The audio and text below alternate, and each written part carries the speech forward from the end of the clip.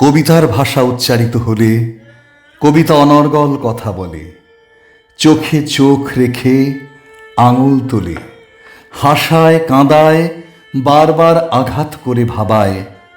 পরবর্তী পাপে পা দেওয়ার আগে কেউ বা থমকে দাঁড়ায়।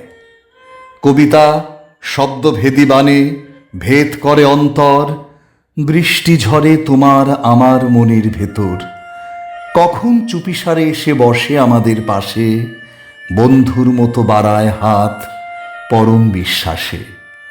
কবিতার আবেগে তোমার আমার হৃদয় লুটোপুটি, কবিতার আগুন স্পর্শ করে যখন প্রতিবাদে গর্জে উঠি। এই সমস্ত নানা রকম ঘটনা, জড় ক্লিব, আপাত নির্জীব কবিতা অনায়াসে ঘটায় যখন কবিতা প্রাণ ফিরে পায়, যখন কবিতা স্পর্শ করেন ব্রততী বন্দ্যোপাধ্যায়।